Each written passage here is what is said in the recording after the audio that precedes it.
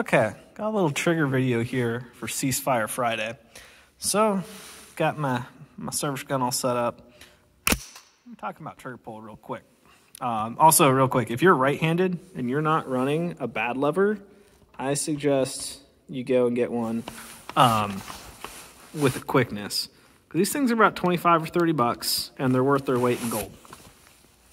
Anyways, we're talking about trigger pull real quick. I was just talking to a friend of mine on the phone, and they're like, yeah, you know, talking about squeezing the trigger and smashing it and jerking it and whatever you want to call it. I'm going to share with you guys real quick what I do. I'm looking at this, and basically we're breaking down, this is a Geisley National Match 2 stage, and we're looking at breaking down into multiple pieces here. So, and this will correspond to what I'm seeing on the target. So as soon as I'll put my round in here, let's say I'm shooting offhand. So I'll pop around in here.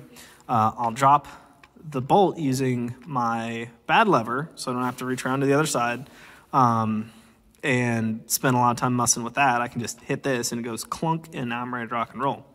As soon as I put the gun up in my shoulder, my finger's going to be on this trigger. So I'm up in the air. I'm over the target. I have, you know, this is a 4.5-ish pound trigger. Not going to crank around over the target. I'm just setting my finger on there. Zero pressure.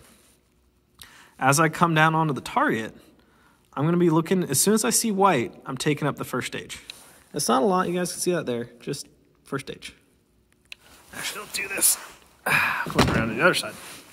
So, onto the target, as soon as I see white, first stage. And as I drop down, I'm really breaking this into about 4 parts. So I've got reloading, rifle in the shoulder, onto the target. I'm going to take up a little bit more weight, and I can feel it creep just a little bit. You probably can't see it on the camera, but it moves ever so slightly. And as I come down on the target, I'm like, okay, I start to see black. Add a little bit more weight to it, creeps a little bit more. A little bit more as I'm getting centered. Increasing the pressure, and then, go a little bit more. Break. Now, I'm a little out of practice with this trigger. I will be the first to admit that. So I probably could have come down when I'm looking at like, oh, okay, there's my 50% weight. I could have come back probably about there and then broke like that. You're breaking it down so you're not taking the entire weight of it. What I see a lot of shooters doing is they'll get up there and you see them, they'll kind of like tippy tap, they'll dance on this thing. That usually is an indicator of a little bit of anxiousness. So where I'm putting my finger on that trigger before I'm even pointing at the target, like I know I am confident in my abilities that I can just rest this there, not have a small seizure and or stroke, and point it over the target and not lose 10 points. And as I'm coming down, I'm just increasing, I'll take up that first stage, weight it up, weight it up, weight it up, weight it up, weight it up. Beautiful. Boom. I'll demonstrate for everybody real quick what I don't like seeing in shooters. They'll come up, like, okay, oh, right. There. It's this whole hand. It's this big jerky motion.